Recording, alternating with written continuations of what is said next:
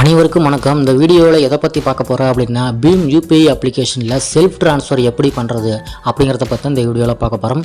Self transfer அப்படிங்கிறது உங்களோட ஒரு பேங்க்கில் இருந்து உங்களோட இன்னொரு பேங்க் அமௌண்ட்டை நீங்களே சென்ட் பண்ணுறது தான் செல்ஃப் ட்ரான்ஸ்ஃபர் அப்படிங்கிறது. பீம் அப்ளிகேஷன் ஓப்பன் பண்ணிக்கலாம். பாஸ்வேர்டு கேட்டால் பாஸ்வேர்டு போட்டு ஓப்பன் பண்ணிக்கோங்க. இதில் செகண்ட் லைனில் தேர்டாக பார்த்தீங்கன்னா சென்ட் டு செல்ஃப் அப்படின்னு ஒரு ஆப்ஷன் இருக்குது. அதை கிளிக் பண்ணிக்கோங்க. செல்ஃப் ட்ரான்ஸ்ஃபர் பண்ணணும் அப்படின்னா கண்டிப்பாக 2 பேங்க் அக்கௌண்ட்டாவது ஆட் பண்ணி வச்சிருக்கணும். ஒரு பேங்க் அக்கௌண்ட் மட்டும் ஆட் பண்ணி வச்சிருக்கீங்க அப்படின்னா செல்ஃப் ட்ரான்ஸ்ஃபர் பண்ண முடியாது. உங்களோட bank account number and IFSC கோடு போட்டு தான் சென்ட் பண்ண முடியும். இதில் மேலே பார்த்தீங்கன்னா 2 அக்கௌண்ட் இருக்குது.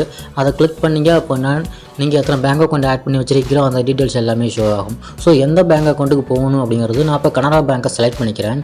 அதுக்கு கீழே பார்த்தீங்கன்னா ஃப்ரம் அக்கௌண்ட் நான் 2 பேங்க் அக்கௌண்ட் மட்டும்தான் ஆட் பண்ணி வச்சுருக்கேன். அதனால் ஃப்ரம் அக்கௌண்ட் ஆட்டோமேட்டிக்காக இன்னொரு பேங்க் வந்துருச்சு.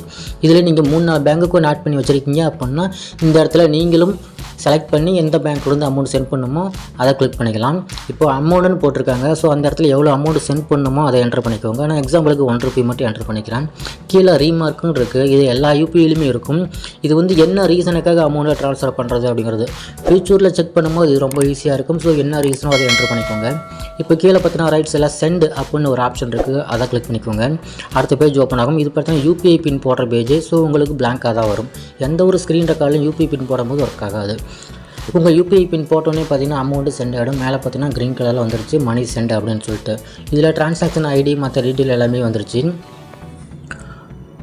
ஓகே ஃப்ரெண்ட்ஸ், இந்த வீடியோ பிடிச்சிருந்தா லைக் பண்ணுங்கள். இது சம்மந்தம் ஏதாவது டவுட் இருந்தால் கமெண்ட் பண்ணுங்கள். அந்த மாதிரி வீடியோஸ் நம்ம சேனலில் அடிக்கடி வரும். மறக்காமல் சப்ஸ்கிரைப் பண்ணுங்கள். அதேமாதிரி இந்த பீம் யூபிஐ அப்ளிகேஷனில் பேங்க் அக்கௌண்ட் ஆட் பண்ணுறது, ரிமூவ் பண்ணுறது, யூபிஐ பின் சேஞ்ச் பண்ணுறது, இந்த மாதிரி எல்லா வீடியோவும் நம்ம சேனலில் இருக்குது. செக் பண்ணி பாருங்கள். தேங்க்யூ.